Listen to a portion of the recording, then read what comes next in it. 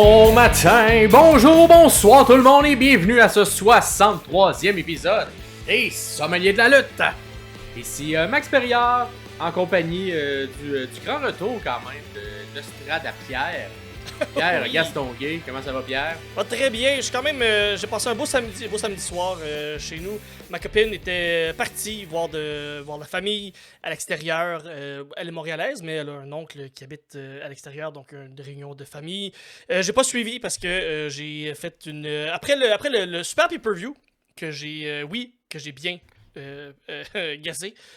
Je suis quand même très bon. J'ai fait une petite nuit blanche de travail pour avancer toutes mes affaires, pour me donner un peu de lousse dans ma semaine, parce que j'aime ça jouer à des jeux vidéo. Fait que, ouais, j'ai bien aimé le pay-per-view. Fallait t'avancer pour être plus libre de jeux vidéo cette semaine. Oui, c'est ça, exactement. J'avais un rush de travail avant mes jeux vidéo. Là. Oui, ça, une nuit blanche. Qui aurait pensé, puis là, vous me connaissez pas personnellement dans la vie, les gens qui nous écoutent, là, mais de passer un samedi soir chez nous, dans mon bureau, à travailler en étant à jeun, qui aurait pensé ça il y a quelques années? Ben oui, Pierre est rendu là dans sa vie. Parce que je travaille sur... puis là, vous le voyez, là, mon nom en bas là, c'est pas Pierre Castonguay, donc c'est humour101.ca. C'est un autre projet dont je vous ai parlé il y a quelques semaines déjà. Mais c'est lancé, c'est officiel, c'est là. C'est un site web qui rassemble tout ce qui est humour dans la francophonie en général. On vise le Québec présentement parce qu'on est au Québec, un peu au Nouveau-Brunswick, un peu en Ontario aussi dans la francophonie. Mais éventuellement, les gens qui nous écoutent de l'autre côté de l'Atlantique, oui, Humour 101, peut-être, je vous dirais, début d'année ou milieu d'année 2025, il va y avoir une plateforme pour vous aussi, humour101.fr.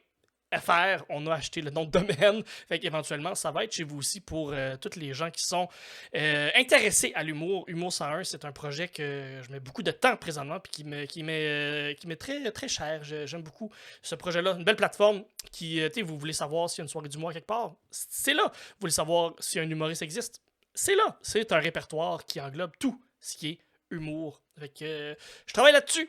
Puis j'ai un bon pay-per-view. Un pay-per-view qui commence à 7, qui finit à 10h30. Parle-moi de ça. Yes. Bravo, Paul. Bravo, Paul. Je suis content. Toi, ta semaine, Maxime, comment ça a été en plus de le déménagement, tout ça, là, c'est passé, c'est derrière? C'est passé, c'est derrière. Il reste encore des boîtes un peu partout. Là, ça a Oui. été aller chercher tous des meubles. Puis là, tout le temps des affaires dans le déménagement. T'es comme, ah ben oui, j'avais pas pensé à ça, pas Ben pensé oui. à ça. Puis là, les dépenses Combien de fois tu as été s'accumulent. à la quincaillerie dans la dernière semaine? Quand même souvent. Ouais. Puis était allé chercher sur les annonces Marketplace des meubles, des affaires. Parce que t'es Oui, comme, oui. ben oui, il faudrait des meubles dans cette Vous avez chambre. plus de place, hein? C'est comme plus d'espace à remplir. Hein? C'est ça. Fait que là, c'est ça. On cherche un petit peu les sous en ce moment, mais gars, c'est la vie. Hein. Ça sera ça pour ça sera un peu plus serré pour quelques semaines. Puis sinon, ben, j'ai goûté à mon premier matin de trafic pour se Le rendre. banlieusard. C'est ça, je suis dans la banlieue, il fallait que j'aille à la ville aller travailler. Fait que c'était pas si pire. J'ai quand même fait c'est au mois de juillet, fait que beaucoup de gens sont en vacances. Ouais, Le trafic est un petit peu moins intense qu'en pleine tempête de neige au mois de novembre, au mois de décembre. Ben oui. Donc, ça, après, il y a peut-être 50 minutes. Puis là, j'ai fait, Ah, hey, ok. c'est genre, c'est une bonne place pour écouter des podcasts quand même, être dans le char. Fait que là, Oui. je sais pas s'il y en a probablement qui nous écoutent quand vous êtes en transport, mais moi, j'ai fait, hey, je vais me pogner les podcasts à écouter pendant que je fais ces heures-là dans le transport, être pris dans ma petite voiture, Bien joué. à pas pouvoir faire grand-chose. Fait que, Ben non, tu peux pas travailler sur ton ordinateur, tu peux pas avancer. Mais non. Il faut que tu te concentres sur la route puis sur le bumper qui est en avant de toi. Fait que, eh oui, les Fait que c'est podcasts. ça. Fait que dites-nous-le si vous écoutez notre podcast dans des contextes de trafic, parce que Ben oui. moi, j'ai fait, ah ben oui, c'est un bon moment de le faire à ce moment-là. Sinon, ben c'est ça, c'est le retour sur le Money in the Bank 2024. Et avant toute chose, on va aller avec vous, de votre côté, les commentaires que vous avez laissés sur les différents trucs qu'on a postés dans les dernières semaines. Mhm. Fait que tout d'abord, il y a, je pense que c'est une nouvelle personne qui nous a trouvé. C'est Mist 4089 qui, lors de notre chronique sur qui le fait mieux, les gimmicks qui font peur, on avait le choix entre Uncle Howdy, entre Undertaker et entre Fiend. Mais lui, il dit, il est où Kane? Il est où Kane dans la liste? C'est vrai. Personnellement, il trouve que Kane est bien plus flippant que les trois autres, surtout quand son masque est retiré. Je suis d'accord. Et j'avoue que moi, ce moment-là, quand j'étais jeune, m'avait fait peur. Je trouvais, avec les petits cheveux bizarres de Kane et tout, il était weird. Il était weird, Ouais. Kane, quand on lui a enlevé. Il avait l'air vraiment de quelqu'un qui s'était fait brûler. Parce que Oui, c'était ça son un personnage. gros monsieur, pas de sourcils, là, c'est quand même épeurant, ce bout-là. Là. Ouais. Un grand monsieur le maire. Monsieur le maire, pas de sourcils. Monsieur le maire maintenant, exact. Fait que je suis d'accord, fait que pour ça, on l'a noté. Effectivement, Ken aurait pu se retrouver D'accord. dans cette liste-là. Très Parce d'accord. qu'il est même un peu plus prouvé, hein, que. Quoique, tu sais, Uncle Hardy a quand même fait beaucoup de choses épeurantes dans les dernières semaines. Mais un peu plus d'historique du côté de Kane. Absolument. Et sinon, on a Patrieur Dan qui nous dit. Enfin, qui revient un peu sur notre analyse un peu complète du Uncle Hardy. On a passé beaucoup de mises à jour sur ça. Et là, il a fait un lien. Fait que là, je trouvais que c'est intéressant. Fait qu'on va le lire. Fait que il s'est rendu compte de ça après le segment entre Bo et Audi où il se répondait à lui-même. Il faisait sa propre entrevue et finalement fusionnait avec son être. Il s'est dit, gars, Loomis, Gacy, Nikki Cross et Rowan sont les autres membres. Ils sont tous des membres qui ont été rejetés d'une autre famille, si on veut. Un autre clan. Pour soit par besoin ou par manipulation. Fait que Cross est la seule restante de Sanity. Gacy, le schiste a été dissous. Il était le seul qui était rendu. Loomis, il était avec The Way, qui était entre autres avec Gargano et Candice LeRae, qui n'existe plus. Il n'y a plus vraiment eu rien ensemble. Et Rowan, ben, il est un peu la brebis perdue de la Wyatt Family. Donc, tous des gens qui ont eu qui ont été liés à qui ont été un peu orphelins, en fait. Et qui se cherchaient peut-être, qui ont été abandonnés. Fait que c'est une bonne analyse, ça, Patrieur Dan. Fait que gros merci, effectivement. Je pense que non seulement il y a le côté jobber, mais également le côté, c'est tous des gens qui ont été abandonnés d'une certaine manière. Donc, on vous le dit ici, si vous avez d'autres bonnes analyses, ben, n'hésitez pas à nous les mettre, hein, parce que c'est ça, on est plein de sommeliers. Écoutons la lutte, puis on va essayer de faire des liens avec ce qu'on nous présente. On n'a pas la vérité, on n'a pas la science infuse. Là. On est bon, mais des fois... Ben là, toi, t'as été particulièrement bon pour ces pay-per-view-là. Parce que c'était quand même fait scorer haut dans ton pointage. Fait que avant qu'on tombe au pay-per-view en tant que tel, on va avoir un autre commentaire un peu plus tard, mais avant, on va faire nos petites chroniques comme on fait à chaque fois. Fait que je vais commencer avec ma chronique Push Bury, changement de gimmick. Push Bury, changement de gimmick. Push Bury, changement de gimmick. Et cette semaine, à Push Bury, changement de gimmick, les trois choix que j'ai, c'est les designs de valises de Money in the Bank. Fait que, tu sais, des fois, tu gagnes un Money in the Bank, pis t'es comme, elle LED, la valise. Soit elle était juste bleue, elle était juste rouge, elle était blanche, elle était noire. Peu importe, ça me tente de la mettre à mon look à moi, puis l'a gagné. Et il y en a eu différents modèles à travers les années. J'en ai sélectionné 3.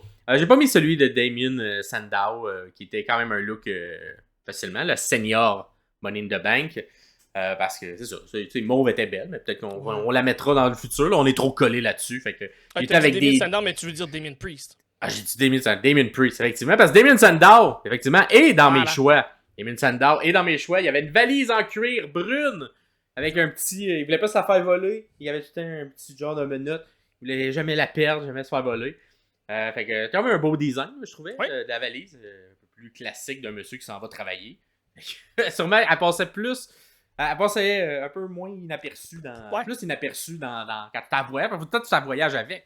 Fait que, tu sais, quand tu arrives à l'aéroport, ben là, une grosse valise qui a l'air d'une boîte à lunch d'école, ben, faut que tu te promènes avec. Mais là, celle-là, elle peut mettre des choses quand même dedans. Ensuite, on avait le Boombox de Lesnar, qui se promenait tout le temps comme ça, qui écoutait dedans. Je sais pas ce qu'il disait, mais elle faisait quelque chose. Il disait des trucs. Il parlait. Fait que le Boombox de Brock Lesnar, et finalement, que je vais dire l'espèce de valise de potes de RVD.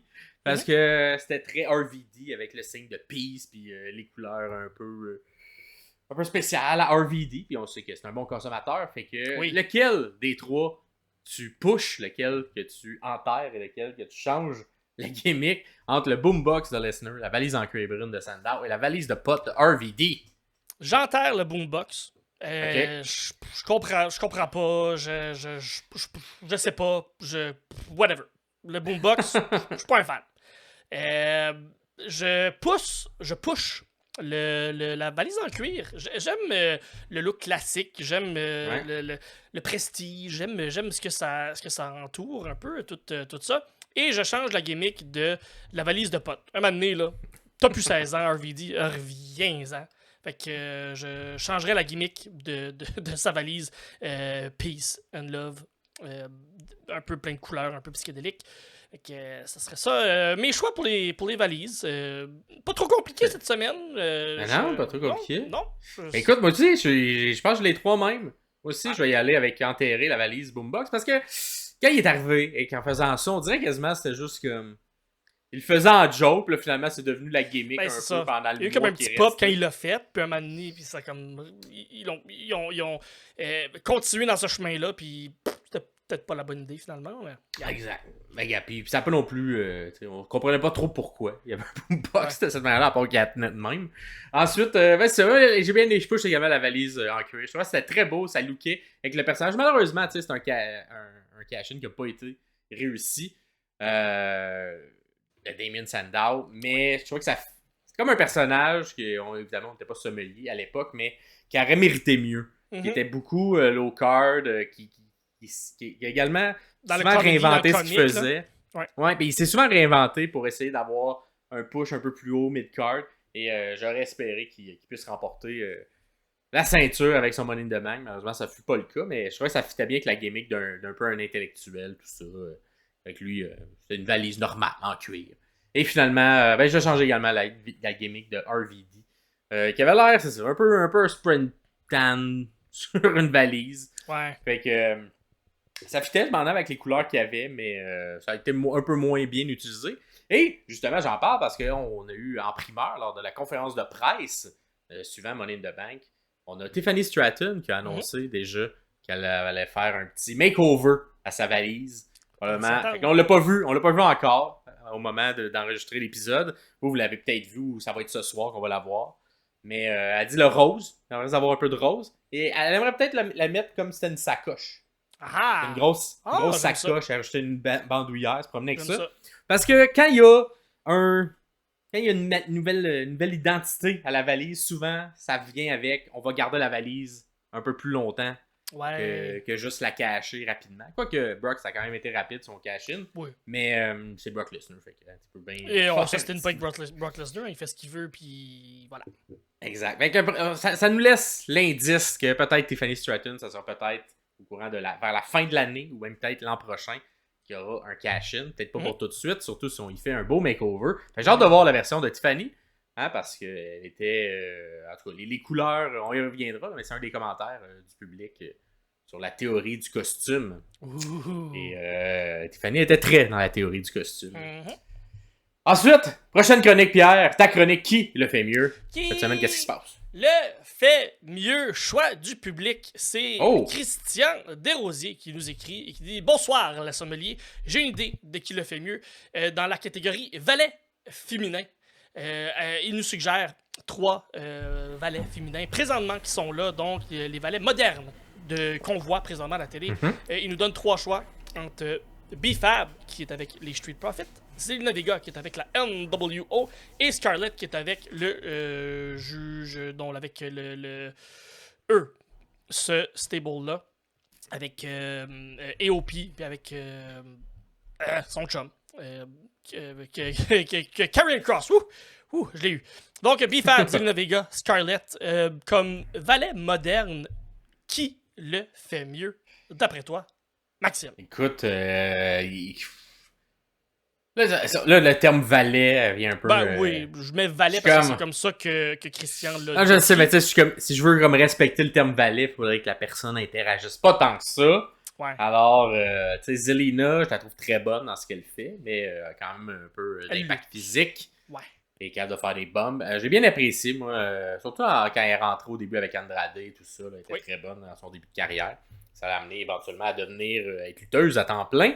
Mais je crois des 3, je vais y aller avec Scarlett, ce qui bizarrement apparaît pas tant en ce moment. Ouais. Mais là, sa période NXT, même sa période un peu à l'extérieur de la WWE, elle était très efficace dans ce qu'elle faisait.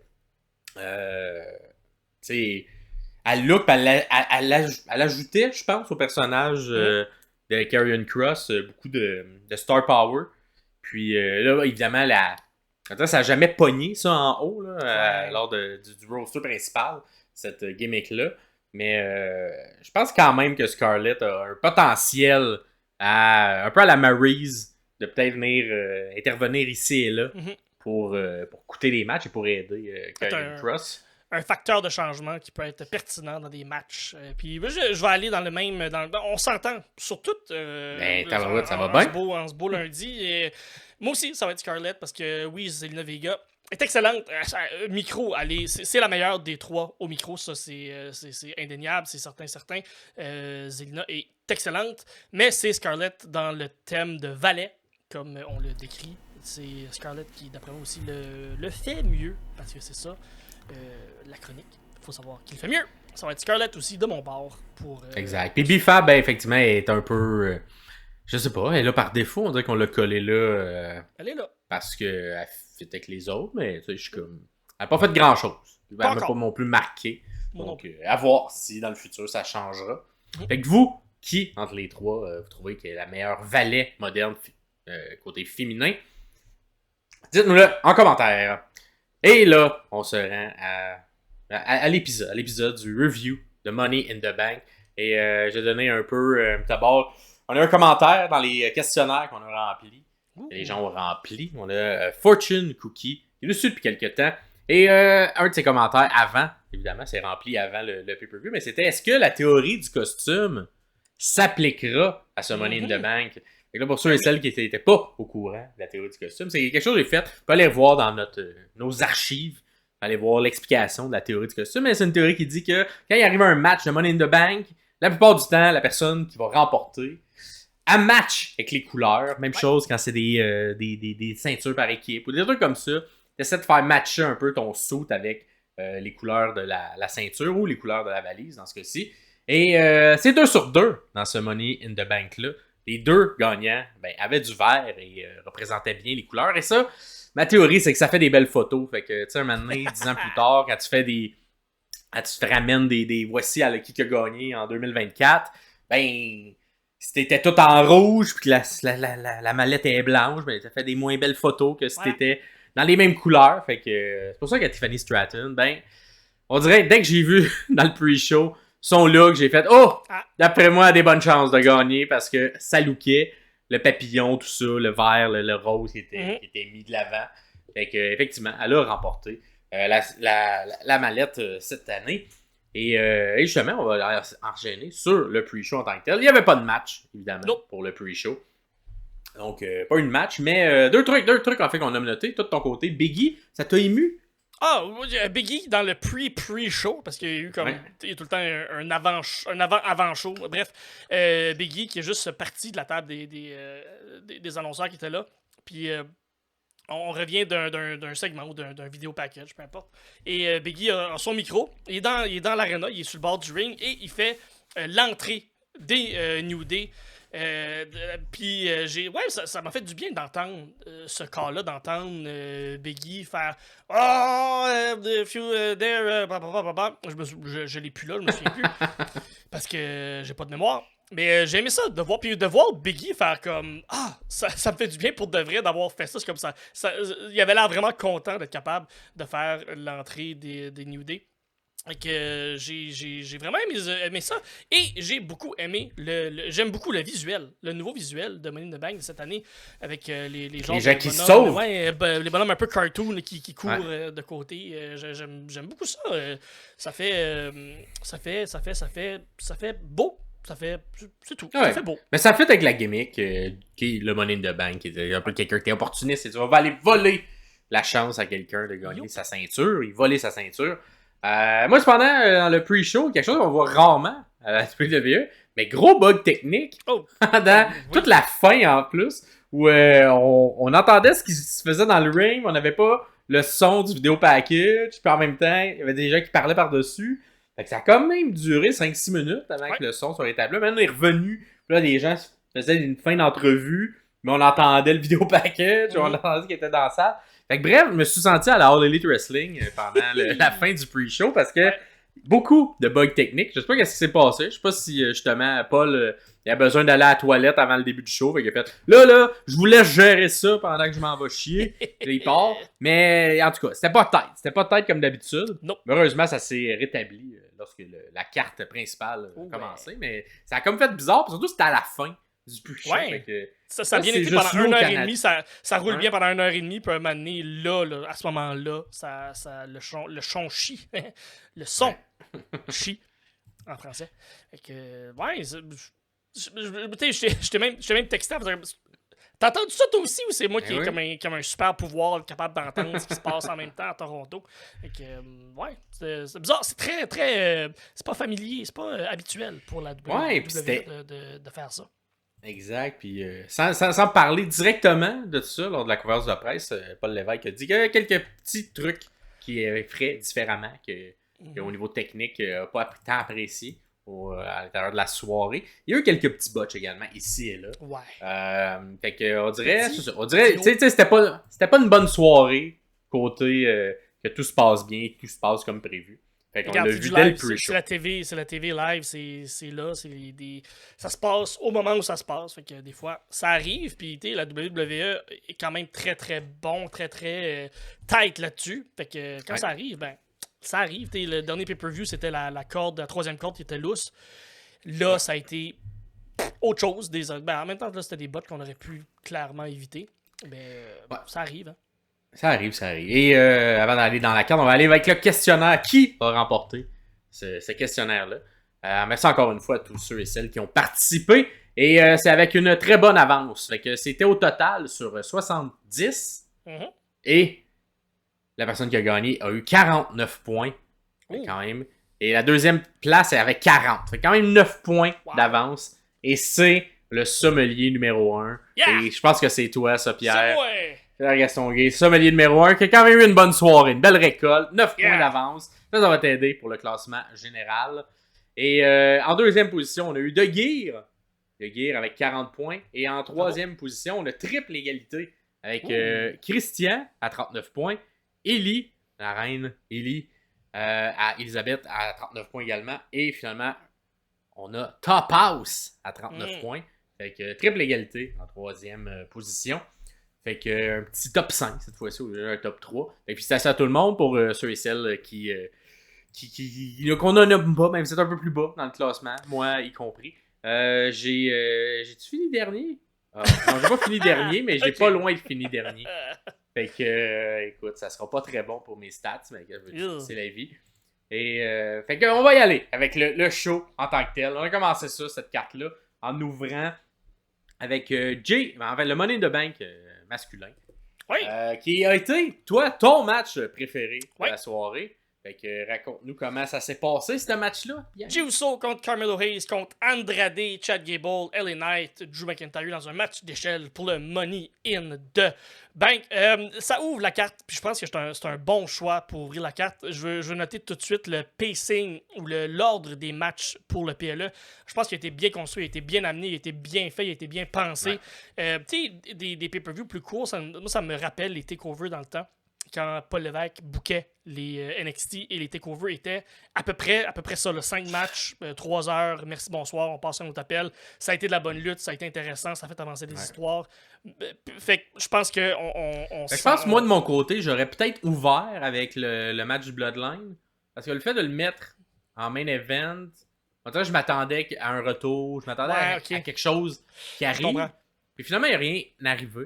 Vu qu'il n'y a pas eu il n'y a pas eu de gros reveal, il n'y a pas eu un gros. Exact, où l'histoire n'a pas comme full non plus avant ça. On a juste eu la fin du match, puis on a eu un pin, on reviendra.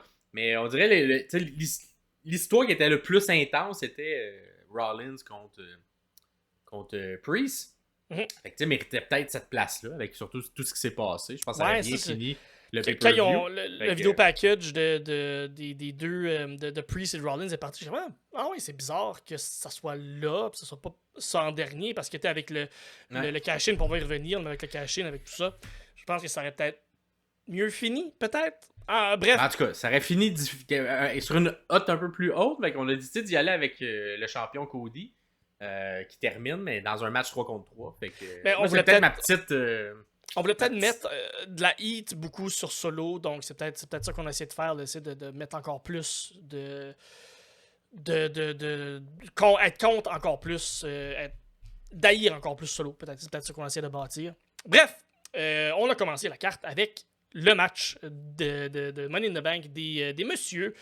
Les entrées, comme à l'habitude, les entrées pour ces matchs-là, ça dure 20 minutes parce que tout le monde rentre, tout le monde fait son entrée au complet. Il y a les chants You Suck de Kurt Angle sur l'entrée de Chad Gable. Et ça, j'adore ça. Ça fit, c'est parfait, c'est le fun. C'est excellent.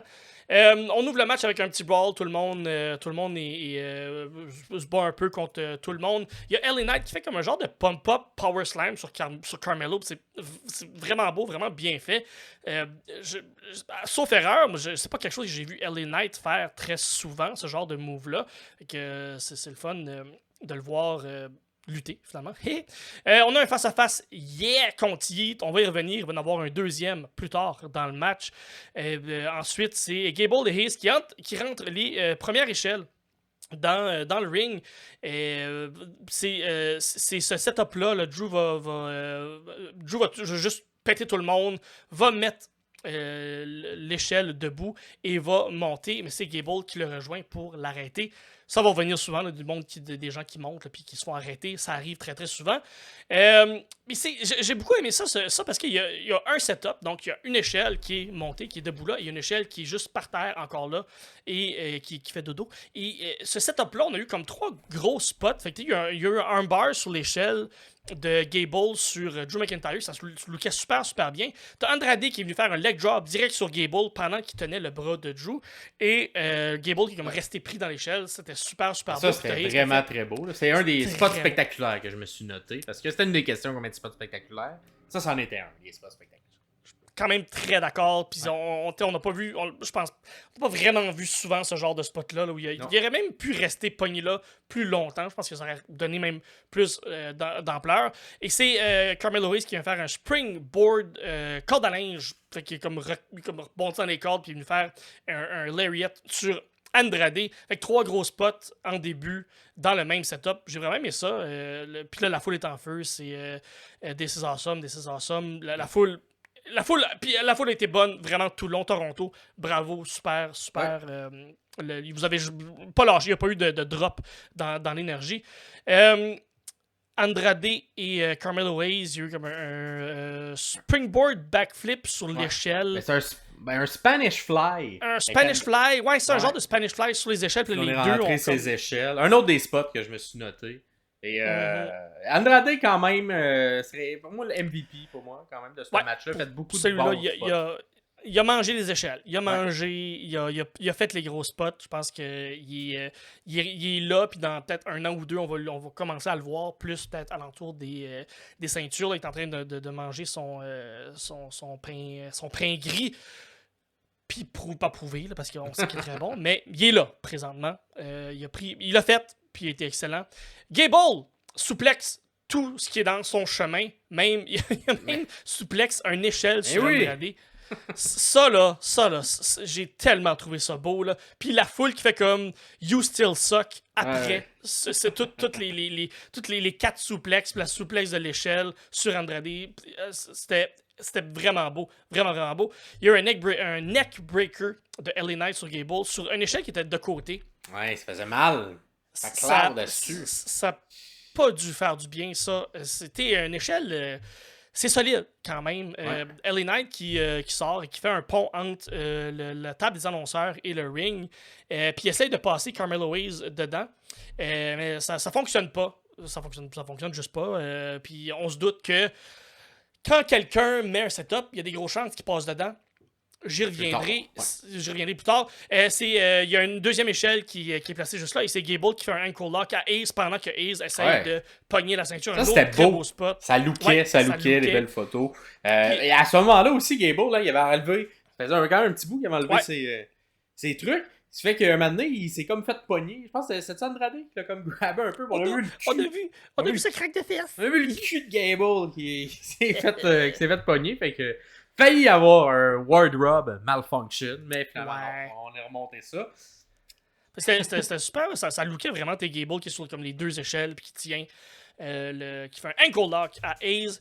Finalement, c'est Drew, tout ça se passe, Drew essaie de monter, mais tout le monde passe sur Drew, tout le monde l'arrête, et c'est Jey Uso et LA Knight qui montent au top de l'échelle, et c'est là qu'on a un autre yeet contre un yeah.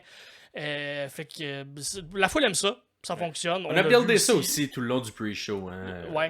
Dans les entrevues, là, c'était ça. Qui Mhm. va-tu avoir plus de yeah, tu vas avoir plus de yeah. Ben, c'était quand même 50-50. Mais on dirait plus de yeah, je crois. Je pense que oui. Je pense que Ouais, les je gens pense aimaient que plus oui. LA Knight. Je pense aussi. Ouais. Puis ça n'a pas duré si longtemps parce que c'est Hayes qui les pousse. Il a juste poussé l'échelle. Il a fait comme non, ça se passe plus. Ouais. Toute cette affaire-là. Et c'est Hayes qui monte dans la deuxième échelle qui était là. Andrade, lui, il se souvient, il y a 5 ans, il a fait comme... Il me semble que j'ai fait quelque chose avec Finn Balor il y a 5 ans qui a fait mal. Puis il me semble que j'ai envie d'avoir mal encore. Fait qu'il a comme mis l'échelle, un genre de pont à côté dans les cordes et à côté sur l'échelle. Et il a fait un sunset flip powerbomb sur l'échelle qui était là. Ça look. Puis, merci d'avoir fait ça. Ça lookait dans le temps quand tu l'as fait contre Finn. Ça lookait là quand tu l'as fait sur Carmelo Hayes. C'est un autre des spots spectaculaires. Ouais. C'est très, très, très, très beau spot. Finalement, le pont que LA Knight a fait, ben, c'est finalement Gable qui passe LA Knight dans ce pont-là. Tape de ça à troisième. Il pisse par de ça à troisième. Quinte-toi, va-t'en tomber dans l'échelle qui... C'est pas un matelas, hein, l'échelle. Non. Je le répète, c'est pas aussi dur que les escaliers dans le coin, mais c'est pas loin. C'est quand même pas loin. Gable monte, mais Jay enlève... élève l'échelle. J'ai écrit quelque chose que je me comprends pas finalement. Puis finalement... ah oui, c'est vrai. Ok, c'est ça. Gable monte. Ouais. Puis il veut pogner. Il s'accroche. Puis il s'accroche. Puis là, Jay, il enlève l'échelle. C'est comme Gable qui est juste là puis qui pend un peu comme Jeff avait fait ça. Jeff Hardy l'avait fait dans le temps quand il y a eu le gros spear de Edge sur lui. Finalement, il n'y a pas eu de spear. Chad qui est juste tombé. Un gros face bump. Un bump de face très bien exécuté par Chad Gable. C'était un autre. Et mon dernier spot spectaculaire de ce match-là. J'en ai eu 5 au total. Tu les as tous nommés dans ton review. Mais effectivement, 5 gros spots super beaux. Puis celui-là, ben, c'est impressionnant parce que c'est ça. Un face bump, c'est un peu plus tough qu'un bump de dos. Et c'était très haut. Fallait que tu tombes comme il faut. Fait que, très très haut. Très bien fait. Puis on rappelle que c'est pas épais là, le petit matelas qui est sur les rings. Là, puis, fait que, bravo à Gable. Gable, il est tellement. Regarde, ça fait 8 mois, là, que le podcast existe. Là. Ça fait 8 mois qu'on dit que Gable est bon. Ben voilà.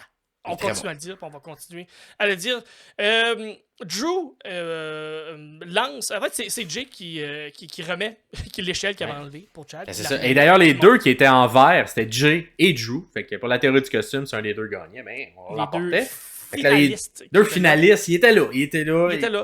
Jay qui monte et qui. Drew a fait comme une échelle, là. C'est fait monter dedans, mais si je le prends dans mes mains, je peux peut-être le lancer. Ouais.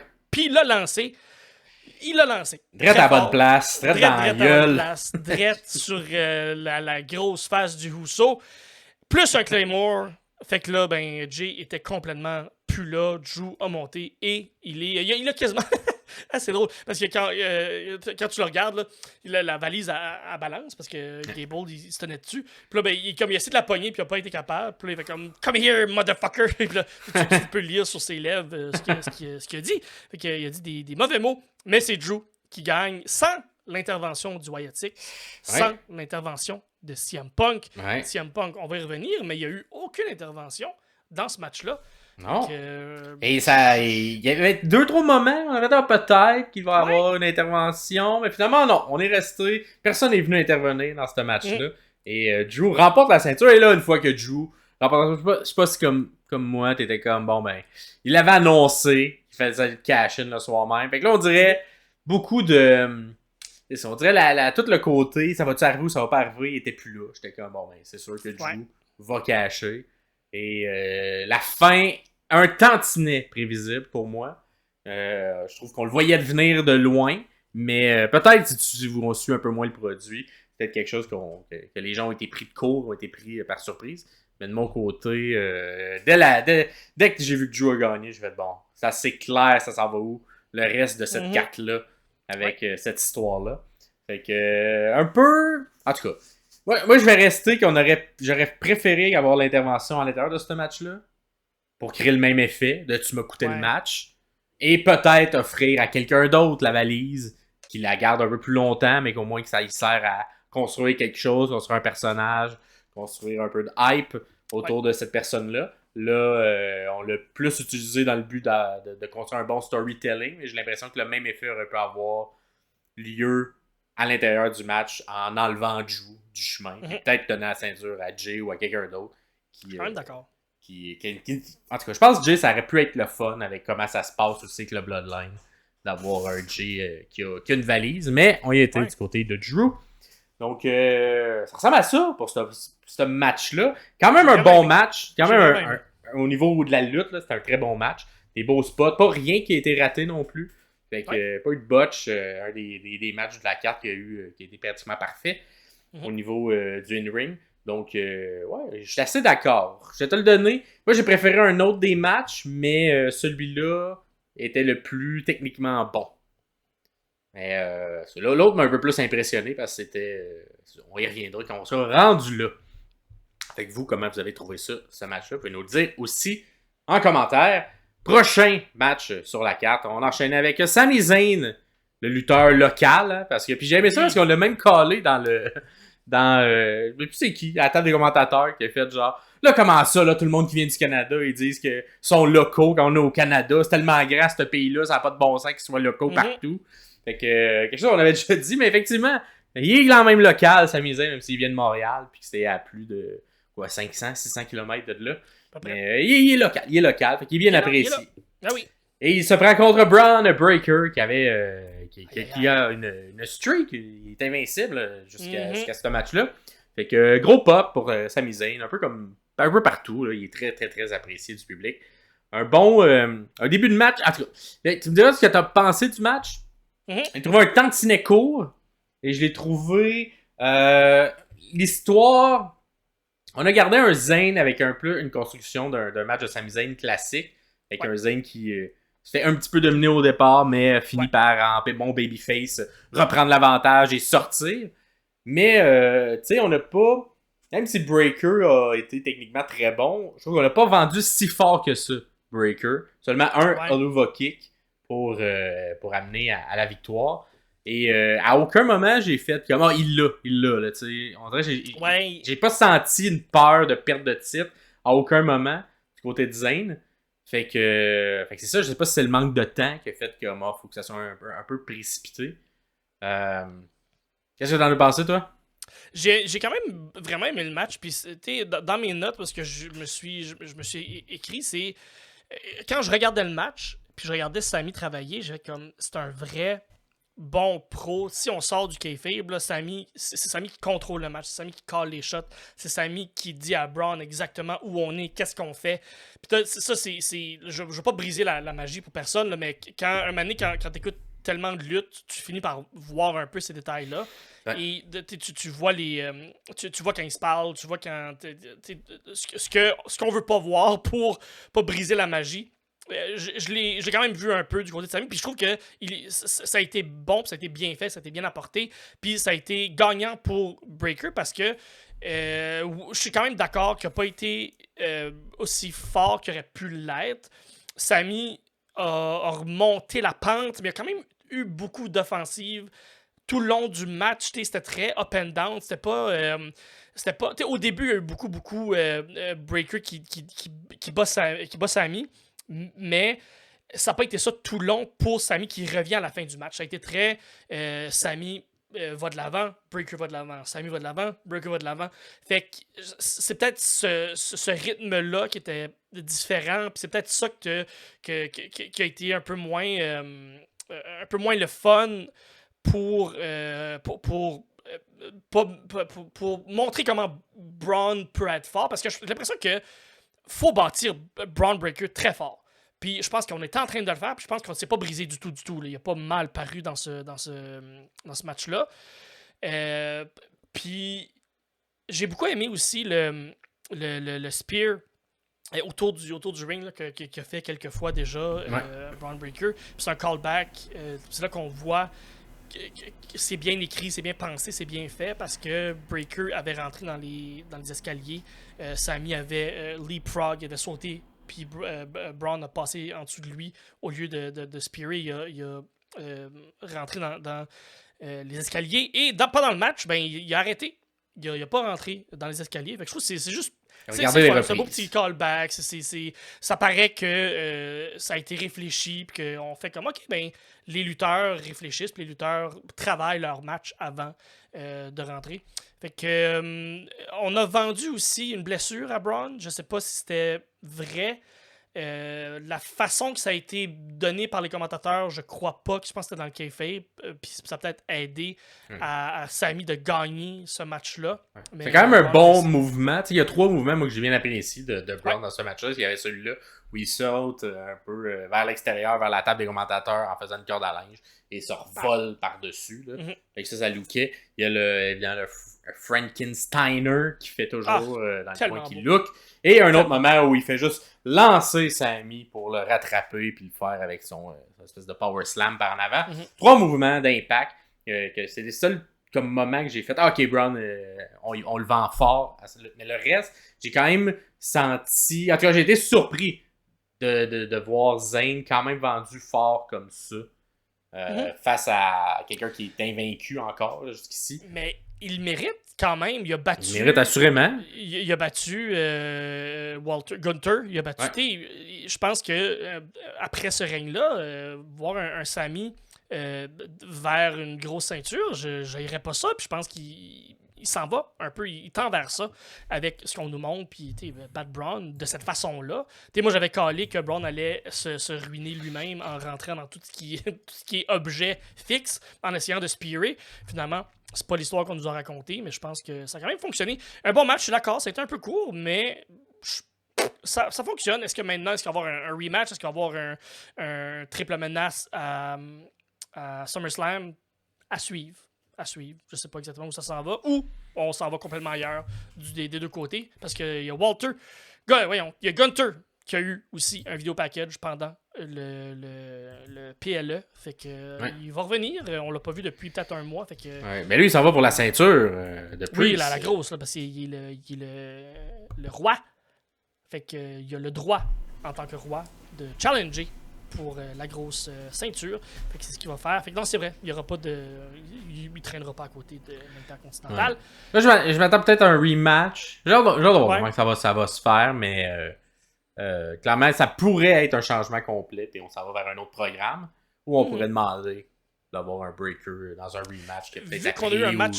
Ouais, vu qu'on a eu un match plus court, peut-être que Sami fait comme garde, on va faire ça dans ce match-là, mais à SummerSlam, on va tout donner, faire un 18 minutes, tout arracher, puis tu vas pouvoir prendre la ceinture à ce moment-là. C'est peut-être ça qu'on est en train de placer. Qui sait? On verra rendu là. Fait que, au niveau des prédictions pour ce match, ça allait quand même du côté. C'était moins prévisible que. Ben, en tout cas, moins one-way que ce qu'on a mis. Sami Zayn était quand même en majorité gagnant avec 66% des gens. Okay. Et pas une intervention, c'était bien réussi. Et moins de 15 minutes, la majorité des gens, 55% l'avaient. Puis pour ce qui est du premier match, Money in the Bank, quand même intéressant. Seulement une personne. Ah non, pas vrai. 4 personnes. Non, combien 50. En tout cas, 55. Non, je regardais mes points, fait que c'est pas des. C'est 4 points. Mais c'est 55% des gens qui avaient Drew McIntyre gagnant. Les 2 autres potentiels étaient Jay Uso ou Chad Gable. Fait que les 3 autres n'avaient pas de vote. Donc, ça a été, somme toute, quand même bien réussi parce que la majorité des gens l'avaient, le bon gagnant. Donc, ça ressemble à ça pour ce qui est du questionnaire. Fait que dites-nous comment vous avez apprécié ce match-là, Sami Zayn contre Braun Breaker. Et là, on a eu la surprise du match parce qu'on avait la host, Trish Stratus, qui a ouvert le spectacle, mais également arrivé en plein milieu et qui a dit « Hey, j'ai une surprise pour vous. Quelqu'un avec qui j'ai déjà fait un match à Toronto dans le temps. C'est qui? Eh bien, c'est John Cena. » Grosse surprise, John Cena qui est présentement en tournage pour Peacemaker 2. Fait qu'il a trouvé un petit moment pour faire un saut et dire un petit allô. Et là, il arrive, puis là, sur son gilet, c'est écrit... Farewell Tour. Ouais, Farewell Tour. Tu sais... en tout cas, plein de bonnes catchphrases, là, tu sais. qui veut dire quelque chose. Fait que là, un nouveau gilet, ça dit the last time, tout ça. Fait que qu'est-ce qui va se passer? Et là, il nous annonce, effectivement, après avoir fait un peu de cheap pop avec le Canada pour les remercier, leur dire qu'ils sont incroyables. Mais il nous dit que ça va être un peu comme Bryan Danielson à la All Elite Wrestling. Mais 2025 sera la dernière année de John Cena en tant que lutteur. Il arrive quand même à quoi, 47, 48 ans, John Cena. Fait que quand même assez avancé. Je pense qu'il veut peut-être pas se retrouver dans la même position qu'un Undertaker, qui a peut-être continué un bon 5-6 ans de trop. Fait qu'il veut faire une dernière run où il va être capable de montrer d'être au plus haut niveau, si on veut, de sa game et non pas juste être en fin de vie et qui soit un peu mort dans le ring. Là, un peu mort dans le ring. Quoique, tu sais, Ric Flair a quand même eu, je trouve, quand même une bonne run, même s'il était quand même en âge avancé. Je pense qu'au niveau du... Je pensais que tu parlais du dernier match qu'il a fait cette année. Là. Non, pas du dernier match. Le dernier, quand il a pris sa retraite contre Shawn Michaels. Contre Shawn Michaels, oui. C'est quand même une bonne run. Et là, c'est ça. Fait qu'il nous annonce que 2025 va être sa dernière année. Fait qu'il va commencer ça avec le Rumble. Fait que dernier Rumble, dernier Elimination Chamber, dernier WrestleMania. Et là, après, on va voir qu'est-ce qui va se passer. Mais il a pas dit que WrestleMania serait nécessairement son dernier match. Mais ça va être son dernier WrestleMania. Donc, après, en conférence de presse, plusieurs questions y ont été posées. Puis, c'est un peu ça très généreux en conférence de presse, quand même. D'ailleurs, il était un peu... il y a un peu running gag qui était... il disait dernière question, puis là, il voulait juste que ça continue à l'infini, poser des questions. Donc, il prenait tout le temps dernière question. C'est même pas qu'il a fait un callback là-dessus, qu'il a fait comme... Je vais prendre les questions pour John Cena, ça m'a fait bien rire aussi. Ouais, ben et tout, tu sentais un petit peu d'amertume dans la voix de Punk, parce qu'il était comme dans le temps, il dépasse son temps, puis sur mon temps, puis blablabla. Fait que, en tout cas, c'était quand même un peu drôle ça, mais John, c'est ça, tu sais, clairement, il voulait répondre aux questions le plus possible. Puis c'est ça, il a dit que ça sera pas nécessairement son dernier match sera pas nécessairement à WrestleMania, mais va être en 2025. Donc, c'est probablement réserver l'entièreté du calendrier ou une bonne partie du calendrier pour faire une run claire. On parle de peut-être une trentaine, 35, 40 dates que dit. Fait quand même beaucoup de dates qui ont été mentionnées. Des questions ont été posées aussi en conférence de presse sur est-ce qu'il sera intronisé au temple de la renommée de la WWE. Assurément qu'il va être intronisé. Cependant, Triple H a dit que ça va dépendre de lui. Fait que, il veut-tu le faire l'an prochain ou il veut le faire quand il va avoir pris sa retraite clairement. Fait que ça y appartient. Au niveau on a demandé la question, est-ce que John aimerait se rendre à 17 et battre le record de tous les temps de titres mondiaux? Et John n'a pas fermé la porte à ça. A dit qu'effectivement, c'est quelque chose qui vise, mais avant de se rendre là, il y a quand même des croûtes à manger parce qu'il n'est pas au sommet de sa forme qu'il a déjà été. Mais je pense qu'il mériterait, par exemple. Moi aussi. Moi, je serais du genre à lui donner cette distinction-là, à battre Ric Flair. Parce que s'il y en a un qui peut bien le battre, puis qui a eu beaucoup de règnes, ben, c'est John Cena. Et je pense que ça amènerait aussi une saveur particulière d'avoir un John Cena champion. On y reviendra, mais je vais travailler sur un fantasy booking de John Cena. Comment je bookerais la dernière année de John Cena. Mais il nous l'a dit, ça va commencer au Royal Rumble et il tentera de remporter le Royal Rumble parce que s'il remporte le Royal Rumble, ben, ça lui garantit une ceinture, un match pour la ceinture lors de WrestleMania.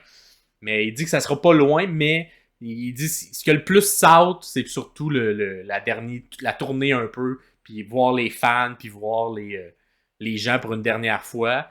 Il fait ça pendant 20 ans. Je veux dire, même s'il aime faire des films, même s'il est bon dans ce qu'il fait, c'est quand même un bon acteur. Là. Peacemaker, c'est vraiment excellent. John Cena est vraiment bon.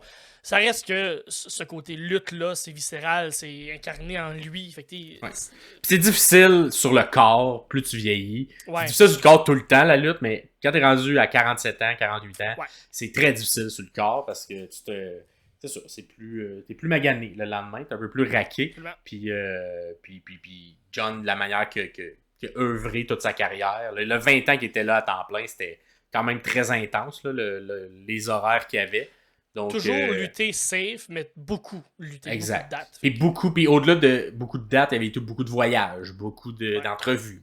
Au niveau mental, c'était quand même très challengeant. Fait que là, le côté physique risque d'être plus challengeant dans cette dernière run-là. Mais j'ai quand même hâte de voir ça. Et pourquoi pas que ça tourne autour d'une ceinture, que ça tourne autour d'un règne. Je pense qu'il le mériterait. Est-ce que c'est ça qu'on va faire? À voir. Puis qui également? Contre qui il va voir? Est-ce qu'on va plus y aller d'y aller? Parce qu'on a posé la question, est-ce qu'il y a des gens que tu aimerais revoir dans des matchs? Puis lui, il a plus souvent la porte à on dirait ceux que j'ai déjà vus, je les ai déjà vus. On dirait le roster en ce moment, comment il est un peu jam-pack.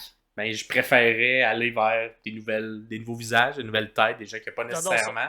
Fait qu'on va voir quel choix on va prendre. Évidemment, il n'est pas le seul à décider de ça. Il y a le côté créatif aussi. Mais ça pourrait être intéressant de voir des derniers, c'est ça, des jeunes avec John Cena, pas nécessairement revoir des vieilles storylines. Je pense quand même qu'il y a peut-être des incontournables à travers tout ça qui pourraient croiser le fer. Donc, il y avait une porte sur le derrière de son Il chandail. y avait une porte. Est-ce que si on parle de... On sait, il y a beaucoup de... Il y a jamais... Mais en fait, ça serait quelqu'un de nouveau parce qu'il n'y a jamais eu vraiment un truc avec Bo Dallas ou ce clan-là. Mais il y a eu beaucoup de trucs avec Bray Wyatt à l'époque. Fait que moi, j'ai l'impression que peut-être on va avoir un match à quelque part là-dedans, autour de là. Est-ce que The Rock est dans la compagnie maintenant? Est-ce qu'on va revoir un... Il y a eu un face-à-face entre les deux cette année. Fait que, est-ce que ceci est peut-être un présage pour ce qui va arriver peut-être un moment donné? Il y a une histoire qui n'est pas finie entre les deux. Là. Exact. On a Punk qui est revenu, on a Reign qui est là. Fait que ça, c'est dans les gens qui sont un peu plus qui ont marqué, si on veut. C'est Cena, Orton, évidemment. Je pense que ça serait bizarre de ne pas avoir au moins un dernier Orton-Cena. Ça a quand même été une rivalité qui était ultra longue et eu beaucoup de matchs. Fait que d'en avoir peut-être un petit type, peut-être pas d'un pay-per-view, mais avoir un match d'un Raw avec un... Je vais peut-être devancer ton fantasy booking. Là. Ouais. Un titre vacant. Là. Ouais. Titre du monde. Là. Ouais. Puis là, t'as Orton et t'as Cena qui se battent, les deux, pour peut-être battre le record de Ric Flair. Ah, ça serait bon. Ça serait quand même pas pire. Fait que on va voir comment ça va être construit, mais je pense qu'il y a également beaucoup de jeunes que ça pourrait être le fun d'avoir Cena avec eux. Donc, dites-nous, vous, qu'est-ce que vous aimeriez comme dernier match sur la carte, sur le roster qu'il y a présentement? John Cena contre qui on le veut? Y a-t-il des matchs qu'on n'a jamais fait avec Cena? Des gens qui resteraient à avoir des matchs?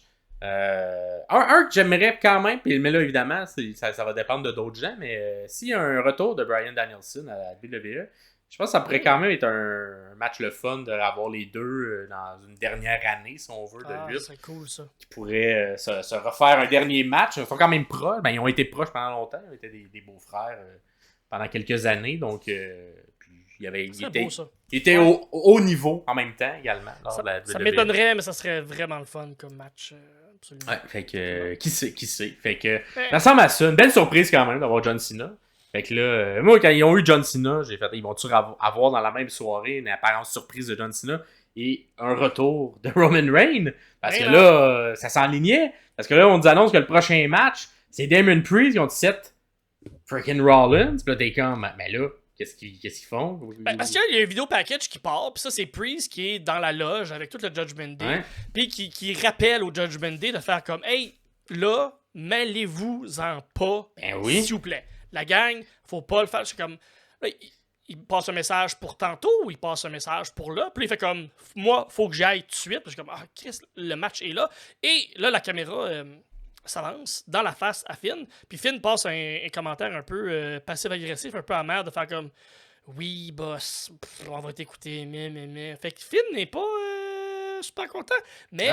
Là, j'étais comme, on va-tu l'avoir le payoff là ou encore un slow burn? C'est beau. C'est un slow burn, on peut en parler là parce que Chris. C'était le prochain match sur la carte. Damien Priest contre cette freaking Rollins. Match de la dernière chance pour le championnat du monde des poids lourds. Si Priest gagne, Rollins a plus le droit de se battre pour le titre tant que Priest sera champion. Si Rollins gagne, Priest doit quitter le Judgment Day. Il n'y a personne qui a gagné. Hein? Ben, en tout cas, il y a quelqu'un qui a gagné, mais ça s'est pas fait comme prévu. C'est pas fait comme prévu. Cette fin-là, on va y arriver, là, mais cette fin-là, j'ai rien compris. J'étais mêlé, tout le monde était mêlé. Par exemple, au début du match, Samantha Irvin, je veux juste le souligner, est excellente. Elle est vraiment bonne. C'est elle qui a chanté l'hymne national des États-Unis. Moi, je suis anti-patriotique. Je déteste. Et du Canada. C'est elle qui a chanté également au Canada? Non, au Canada, c'était un monsieur local. C'est un monsieur, qui était whatever. Elle chante crissement bien. Mais elle est bonne dans le ring. On le dit souvent, on va le redire. Et je vais continuer à le dire, Samantha Irvin. Excellente. Ouais. Fait que le match quand même correct. Moi, ce qui m'a tanné dans le match, c'est Priest qui regardait tout le temps à l'entrée, qui avait peur que... Ben, les deux le faisaient. Rollins également le faisait. On dirait que dès qu'il y avait... J'ai moins remarqué Rollins. Dès qu'il y avait un côté... Dès qu'il y avait un moment où un des deux prenait l'avantage, on regardait vers la rampe parce que on s'attendait à ce que Drew vienne cacher à un moment ou à un autre. Fait que c'était comme une manière de l'installer dans le match. Fait que les deux étaient conscients que ça pouvait arriver, qu'il y avait des bonnes chances que ça arrive. Mais toi, ça t'a gossé. Là, tu trouvais que Priest, ça a été fait trop gros. Moi, j'ai eu de la misère à aimer le match. C'était quand même de la bonne lutte. Rollins a sorti un Swanton Bomb de nulle part. Ouais. Il y a des nouveaux moves aussi sur les cordes. Là. Il a fait un backflip un peu à la Jericho. Là. Ouais, j'haïs pas ça. J'aime ça. Réellement, Rollins est un des lutteurs qui roule tout le temps les mêmes rhythm moves. Fait que c'est le fun qu'il fasse autre chose. Fait que j'adore ça. Mais j'ai eu de la misère. L'histoire du match n'était pas claire.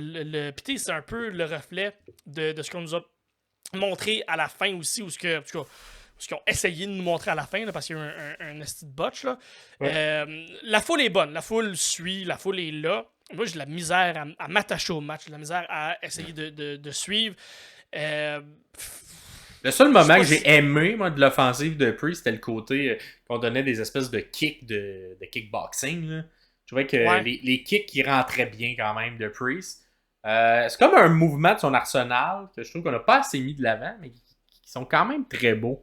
Peut-être que je mettrais peut-être un peu plus de l'avant, parce qu'il fait quand même des très beaux kicks comme ça. Mais on le voit peu dans ses matchs réguliers. Là. Il sort des fois une fois de temps en temps en pay-per-view. Mais je pense que je le rentrerai un peu plus dans un mouvement signature qu'il fait parce que il est le seul qui est fait comme ça. Je trouve qu'ils ont de l'impact, qui sont un peu à la Bryan aussi, là, mais lui, il les faisait quand la personne était à genoux. Mais on pourrait faire un style de coupier comme ça puis que ça finisse vers un near fall ou quelque chose. Avoir une séquence comme ça parce que je trouve que ça lookait avec Rollins. Je pense que ça fait mal, il faut vraiment que tu te protèges bien. Là. Fait que c'est peut-être pas un mot que les jours. Je sais pas pourquoi mon cerveau a de la misère à comprendre Priest. J'ai l'impression, c'est vraiment moi, là, c'est le sommelier Pierre qui parle. J'analyse pas froidement ce qui s'est passé, c'est vraiment mon opinion personnelle. Priest va shiner dans un match de groupe, va shiner dans un match à échelle, il est capable de faire des spots, il est capable de bien paraître. J'ai l'impression un match 1 contre 1. C'est avec Rollins, fait que ça va bien se passer, pas de problème. Tu pourrais mettre un balai contre Rollins, puis ça va bien. Le match va être bon, là. Ça va être correct. Mais je sais pas si Priest est là. Est-ce que Priest est capable de faire du 1 contre 1 comme ça, à ce niveau-là? J'imagine que oui, mais moi j'ai de la misère à m'impliquer, j'ai de la misère à rentrer dans son histoire. Je le trouve un peu lent, je le trouve un peu sloppy, je le trouve... le charisme qu'on dit qu'il est supposé avoir, mais je le vois pas. Je comprends pas le personnage. Ça, c'est vraiment... C'est moi. Puis, ben, est-ce qu'il est à ce niveau-là? Et ma question est pertinente parce que il a fait le botch du pay-per-view où il a pas kické out dans un compte de 3. C'est l'arbitre qui a dû faker le lever d'épaule, faire comme « Non, je l'ai vu lever. » Parce que Priest n'a pas bougé du tout sur un compte de 2. Qui aurait dû être un compte de 3. Est-ce que c'est le Q de Drew qui est pas bien, qui est pas rentré à ce moment-là? C'est quoi exactement? On le saura peut-être jamais. Mais moi, ça m'a... Je sais pas c'était quoi. Si c'était un manque de communication, c'était pas clair, puis peut-être que fallait que la musique parte, puis c'est ça qui faisait qu'il n'y avait pas de kick-out. Mais clairement, là, la musique part pas, puis il reste l'épaule, ça. Il a-tu mal compris le premier coup? Il pensait qu'il était à 1 quand il était à 3. Il était Fait que tu sais... Qu'est-ce qui s'est passé? Je sais pas. Mais ça a fait un énorme botch quand même sur le finish. Là, ça fait que l'entrée de Drew, t'es comme déconcentré parce que là, la foule se met à crier, ça aurait dû être 3. C'est ça, qui est champion, mais là, non, il n'y a pas eu de bête. Il annonce un triple menace. Tu fais comme, ok, il annonce un triple menace, ok, whatever. Parce que, tu sais, Drew arrive, puis Priest sort du ring, et là, t'as Rollins et t'as Drew. Je suis comme, ben, si c'est supposé être Rollins qui est champion, Drew est pas au courant, faut y dire. Parce que s'il pin Rollins, ça sert à rien. Parce que, présentement, Drew est pas. Priest est encore champion. Rollins n'est pas champion. Fait que si c'était supposé d'être un cash-in puis de pinner Rollins pour gagner le titre, ça marche plus. Moi, c'est comme 30 secondes là où t'as les deux dans le ring. C'est comme la deuxième fois qu'on. C'est ça, c'est la deuxième fois qu'on fait un cash comme ça. La première fois, c'était Rollins qui avait fait avec un cash à l'intérieur d'un match. On transforme le match dans un three-way. En triple menace, ouais. Et là, ben c'est ça. Toute cette confusion-là aurait été beaucoup moins grande s'il y avait eu le kick-out clair. Ouais. Et là, la toune part. Puis là, on fait OK, le match, il est encore en train de se faire. C'est juste que les deux sont morts à terre parce que juste avant ça, Rollins, il reçoit l'espèce de. Le move de Razor Ramon, là, de pitcher à deux bras. Là. Fait que, tu sais, c'est comme un gros move aussi de Priest. Puis là, ramène ça avec un Falcon Arrow. Puis là, Drew vient intervenir. Fait que là, en tout cas, c'est ça. Là, ça devient, vu que c'est un triple threat, ça devient sans disqualification. Donc, tout peut arriver. On se met à fesser. Finalement, elle s'attaque à Rollins en partant. Rollins le surprend. Ça fonctionne pas. Donc, commence à un peu changer. Et là, qui arrive pas, un peu de manière quand même prévisible. C'est mon défaut de ça, d'avoir donné la ceinture. Le cash à Drew de cette manière-là, la valise. C'est que on s'entend. On sentait l'arrivée de CM Punk. Et comme de fait, CM Punk arrive. Et à coup de quoi? À coup de chaise. À coup de fil électrique que t'étrangles. À coup de beatdown dessus. Puis finalement, il pogne la ceinture, à coup de ceinture d'en face. Et là, Priest, qui a fait le botch, vient collecter tout ça. Et remporte pour encore, c'est quoi, un troisième? Toutes ses défenses, en fait, il y a eu une intervention quelconque. Ouais. Il n'a jamais encore gagné clean. Fait que ça aussi, ça vient un peu teinter l'aura du champion. Fait que il y a comme l'aura kayfabe qui est teintée. Puis t'as l'aura et tout, que quand t'analyses, t'es comme, il fait des petits botches et c'est là. C'est pas aussi tight que ce que ça devrait être. Puis c'est lui qui a la ceinture.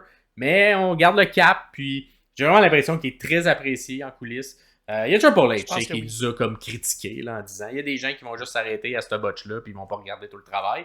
Mais qu'est-ce que je te dis? Tu fais un gros botch de même, on n'a pas le choix d'en parler. Là, c'est comme tout le monde l'a vu dans l'aréna. Puis c'est bien plate pour le gars. Puis effectivement, j'enlève pas toute l'aura qu'il a faite pour se rendre jusque-là. Mais depuis qu'il a la ceinture, il fait tout le temps des petites erreurs comme ça dans des matchs, que ce soit de pas vendre quelque chose ou. Fait que c'est encore une autre petite tâche à son dossier. Oui. Fait que. Je suis pas fou. Même si. Ce que je vois existe, là. Oui, puis même si Triple H est fâché qu'on en parle, qu'est-ce que je te dis? On va en parler parce que c'est arrivé. Fait que si vous voulez pas qu'on en parle, c'est à lui de pas le botcher. Fait que, fait que dites-nous si vous trouvez qu'on est trop sévère puis que finalement le match est super bon. Pis c'est juste qu'on s'attarde trop sur un botch qui vient teinter trop notre analyse. Mais moi, on dirait à chaque fois, je suis comme de la misère avec Priest parce qu'il fait ce genre de petites erreurs-là à des moments clés. Tu sais, c'est vraiment un moment clé. Fait que, bref, c'est la vie. Pas d'intervention de Finn, pas d'intervention de personne. Mais même pas personne aux abords du ring, c'était une des questions. On va continuer cette histoire-là à Raw cette semaine, tantôt. Fait que restez à l'affût parce que Finn est sur le bord de péter une coche, d'après ce qu'on a vu. Vraiment. Et le fait que qui va être présent ou pas, la majorité des gens, c'était une des questions. C'était quand même une question qui valait 5 points. Qui va être présent, qui ne sera pas présent. Wow. Aucun membre du Judgment Day n'a été présent. Fait que ça a été quand même surprenant parce que la plupart. Carlito, les gens le voyaient pas là, mais tous les autres, la majorité des gens voyaient au moins une présence ringside pour venir encourager leur ami. Mais non. Et j'avais même ajouté Liv Morgan. Liv Morgan qui n'a pas été vue. Je pense qu'elle avait un congé. Elle n'était même pas au Canada parce qu'on l'a pas vu la soirée. Vous nous le direz, ceux qui suivent les réseaux sociaux, si elle était au Canada ou pas. Ben, quoi qu'elle non, on risque d'être là, parce qu'on s'en va à Ottawa lundi à Raw, on va probablement être là. Mais non, personne n'était là pour ce match-là. Il y a eu une intervention, évidemment. CM Punk est venu intervenir. Mais non, ce n'était pas le Judgment Day, mais comme tous les matchs de Priest, il faut qu'il y ait une intervention. Voilà. Et le match a duré moins de 18 minutes. Donc, c'est également un peu surprenant pour une... En plus, avec le cash-in, là, on s'entend, ça rajoute du temps, mais non, ça ne s'est pas rendu à plus que 18 minutes. Donc, ça m'a ça pour ce match-là. Fait que dites-nous, est-ce qu'on est trop sévère ou pas, en commentaire. Et finalement, on avait le Money in the Bank féminin, mon match préféré. Et je sais qu'au départ, il y a eu quelques petits botches, notamment du côté de... On a vu le premier botch de Lyra Valkyria, qui a manqué une espèce de tornado DDT. On a attendu, on s'est repris, on l'a fini. Ouais. Quand même surprenant, parce que là, dès que ça s'est arrivé, tu l'as senti shaky. Le petit segment qui a suivi, tu la sentais shaky, mais c'est rapidement reprise en main. Puis il a fait beaucoup d'autres beaux spots à l'intérieur de ce match-là. Fait qu'il y a eu ce petit botch-là. Et il y a également Stark, Zoe Stark, qui a fait 2-3 petits botches également au départ. Tout le reste du match pendant a été très bon. Ce qui est très étonnant, parce que à mon idée, là, si on tasse Io Sky, c'est les deux plus grosses workers dans ce match-là. C'est les deux professionnels, c'est les deux qu'on pourrait pas s'imaginer qu'il y ait des botches. Là. Fait que je trouve ça bizarre, je trouve ça peut-être de la nervosité, mais c'est des pros. C'est un match à échelle aussi, hein, fait que c'est un peu plus imprévisible parce qu'ils sont pas super stables, les échelles, d'habitude. Ah, je sais pas. Mais elles se sont repris parce que le dernier, le reste du match a été vraiment bon. Si c'est pas meilleur que celui des hommes. Ben, moi, c'est ça. Moi, je l'ai préféré parce que il y a eu des mouvements ultra violents et dangereux. Oui. Puis c'est des petites madames qui le font, là, qui ont moins de gras, moins de muscles dans le dos que tout ça. Entre autres, Io Sky, qui a été tabarouette, la MVP, selon moi, de ce match-là. Ouais. Si on se fait à la théorie du costume, il y avait deux personnes qui étaient clairement dans le costume. Il y avait Naomi et il y avait Tiffany Stratton qui a fini par remporter la ceinture. Un très beau costume, hein, le papillon, tout ça. Ça lookait. Elle lookait vraiment beaucoup. Tiffany Stratton. J'ai bien apprécié également les segments un peu plus comédie. Fait qu'on a eu à quelques moments des spots avec Chelsea Green. Fait qu'on a commencé le match avec Chelsea Green toute seule, qui libère le ring. Tout le monde se bat à l'extérieur et elle tente d'aller la chercher. Mais elle a peur des hauteurs. Elle a peur des hauteurs. Elle a même été sur le top de la tour du CN. On l'a vu dans le pre-show pour essayer de vaincre cette peur-là. Mais elle n'est pas capable. Fait qu'elle essaie de se rendre. Non, elle redescend. Elle essaie de la pogner avec l'échelle au bout de ses bras. Trop petite l'échelle, pas capable. Finalement, elle se fait pogner. Mais bien apprécié ces petits moments de comédie de Chelsea Green. Est-ce que c'est la R-Truth féminine? Peut-être, hein? Parce que je la trouve quand même efficace dans le comédie et quand même légitime dans son in-ring. Elle est quand même impressionnante aussi. J'aime ça, ouais.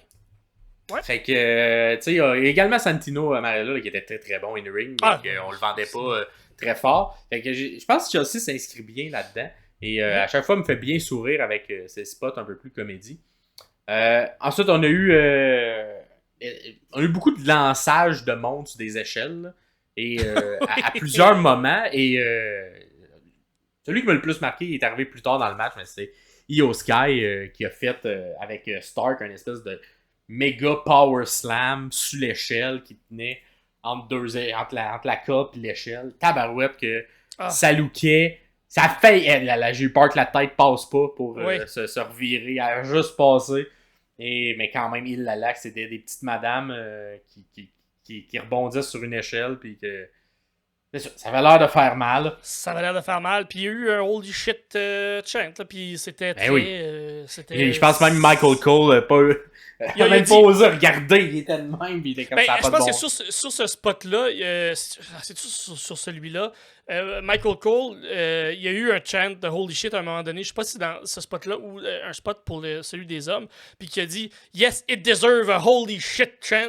Fait que il a dit, puis Michael Cole est vraiment bon. Il est vraiment, vraiment incroyable. Il rajoute tellement de l'intensité, puis il explique bien les choses.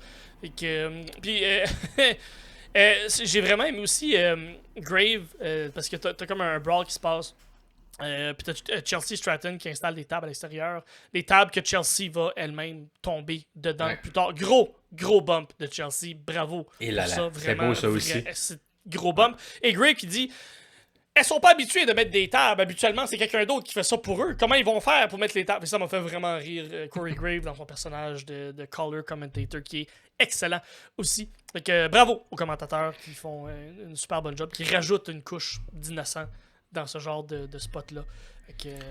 Bravo. Ouais. Pis, on a eu Lyra également qui était un peu suspendu après une échelle, qui fait un espèce de souplex par en arrière, qui envoie quelqu'un par en arrière. C'est un super beau spot. Oui.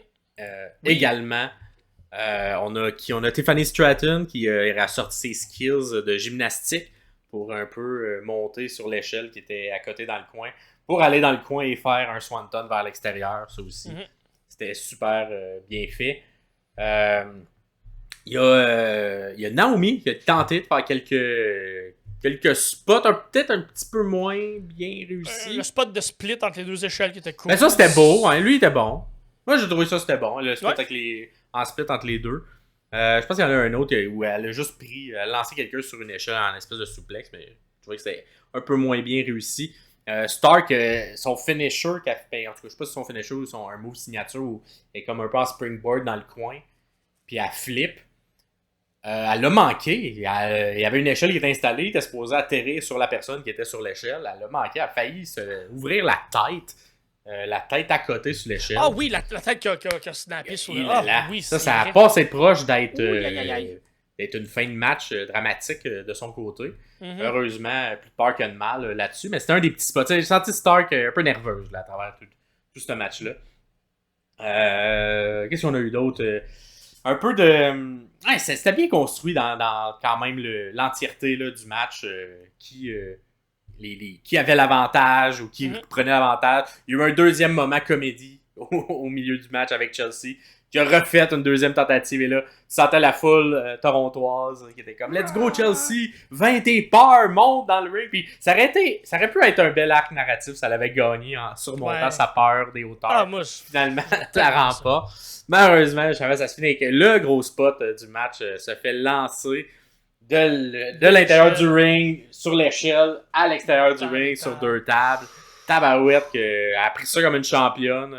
Belle protection.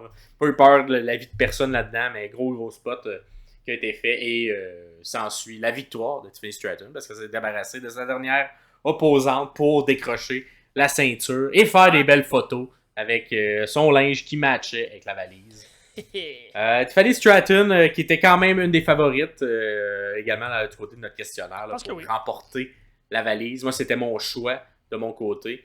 Du côté, dans les autres choix, là, donc quand même 66% des gens avaient Tiffany Stratton. On avait Lyra Valkyria avec 11% des gens et Chelsea Green avec 22% des gens. Tout de même, Chelsea avec 22%. On a quand même beaucoup moussé Io qui va peut-être battre le record de Punk en pre-show, d'avoir deux cash, remporter 2 fois de suite une valise. Fait que j'étais comme, on va peut-être s'enligner vers ça. Il a quand même eu un excellent match, là, Io Sky. On a eu également... en fait, Lyra et Io Sky ont eu des excellents matchs, malgré le petit botch de Lyra là, au départ. Là.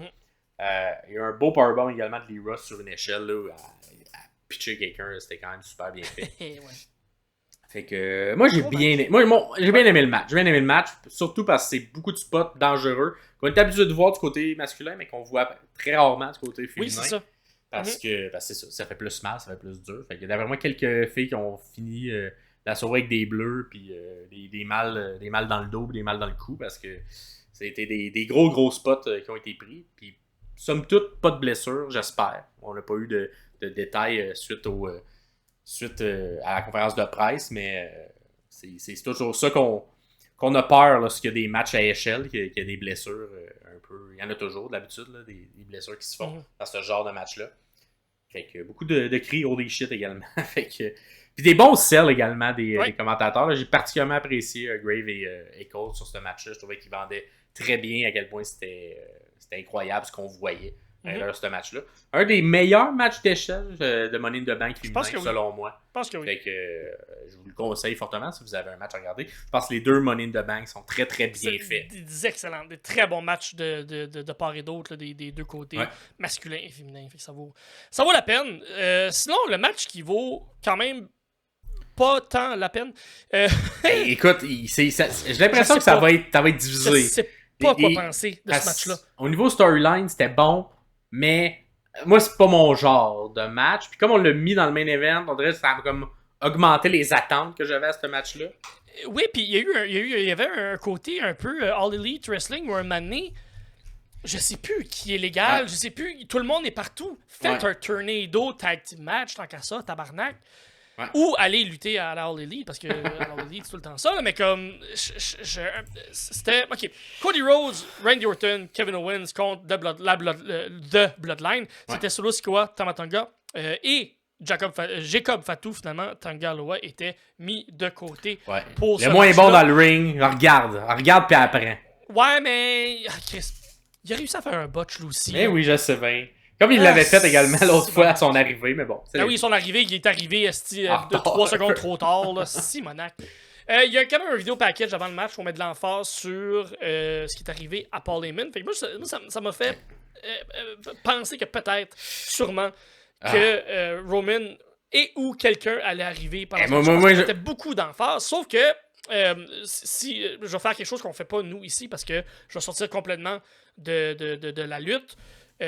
Joe Anoa'i, Roman Reigns, mettait en terre son père le jour du Money in the Bank. Donc, c'est correct s'il était pas là.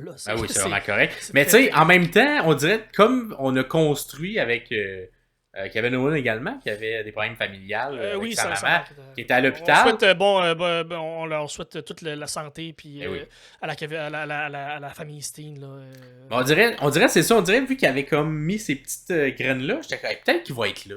Peut-être que... oui, il a mis en terre, mais pour rendre un peu un hommage à son père, peut-être qu'il fait son retour également à cette journée-là. Fait que bref, j'étais comme... On dirait même ça, j'étais comme, ça se peut. Ça se peut qu'on le voit revenir puis que ça soit son retour. Bon, on l'a pas eu. Mais on dirait qu'il y avait tous les éléments. Puis le fait qu'on le mette en main event ou tout, j'ai vraiment fait... On dirait que c'est ça ma question. C'est pourquoi on a mis ça en main event si c'est le résultat qu'on a eu. Quand je sais maintenant c'est quoi ce match-là, j'aurais ouvert la carte, j'aurais fait quelque chose à un autre moment. J'aurais mis 2e, 3e. J'aurais pas mis en main event ce match-là. J'aurais plus mis le match entre Priest et Rollins, comme je l'ai dit un peu plus tôt. Fait que... Mais, somme toute, un match... un match classique Bloodline? Ouais, classique Bloodline. Moi, j'aurais aimé qu'on bâtisse une vitrine pour Fatou. J'aurais aimé... le petit peu fait. Un peu quand même, mais pas c'est un corps du potentiel qu'il est capable d'apporter dans le ring, cet homme-là. Ce que j'ai pas aimé, c'est que la première move qu'il fait, la première fois qu'il embarque dans le ring, il se fait faire le DDT par Randy Orton tout de suite. Mais après, il vend le no-sell un peu comme tous les Samoans. Ils ont une tête dure, fait que tes attaques à la tête, ça fait des no-sell. J'ai adoré les coups de tête. Parce que c'est quelque chose qu'on vend pas, c'est quelque chose qu'on met pas de l'emphase dessus. Les Samoans ont un front qui est fait avec le même matériel que les marches. Exactement. Sur le côté du ring. Ça, c'est de la génétique. Là. Ça, c'est génétique. Ça appartient aux gens qui sont Samoans. Ils ont une tête plus dure que les autres, tout le temps. Exactement. Puis c'est quelque chose qui n'a jamais été mis de l'avant. Même que Samoa Joe donne des coups de tête. Mais ça a comme été mis de l'avant il y a genre dans les années 80. Oui, c'est ça. 90. Ça fait longtemps que ça n'a pas été remis de l'avant. Il y a dû avoir une vingtaine de coups de tête dans ce match-là. J'ai vraiment aimé ça.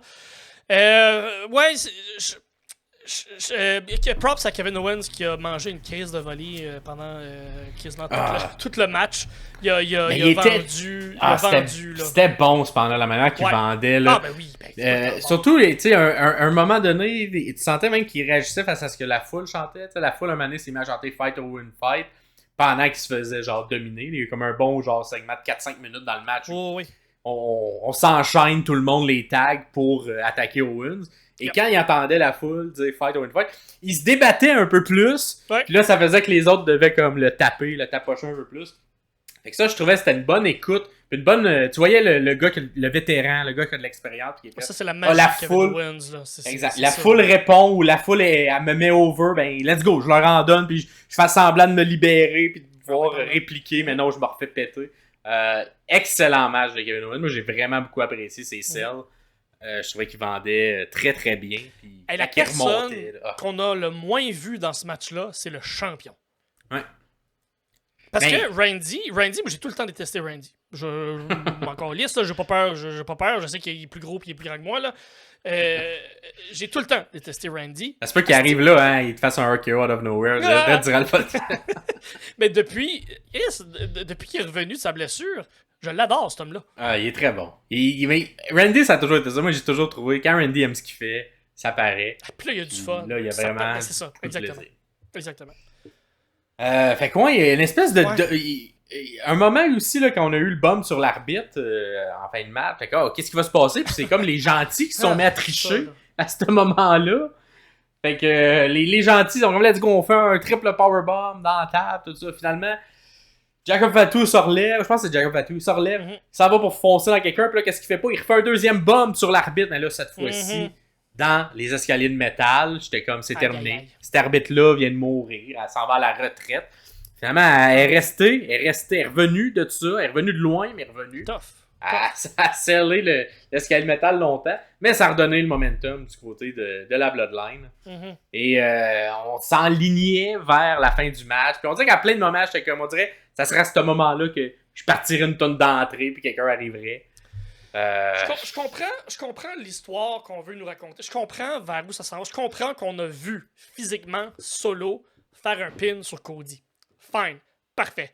Je comprends. C'est correct. Ce qui est le fun avec l'histoire, c'est que depuis 2-3 ans, c'est toujours Solo qui est venu intervenir, peu importe dans quel match que Roman a gagné. C'est pour ça que Solo est si important présentement dans cette histoire-là, c'est que c'est Solo qui a toujours été le trouble-fête dans peu importe les matchs. C'est toujours Solo qui est venu intervenir puis qui a donné des likes dans la gorge des gens pour que Roman puisse gagner.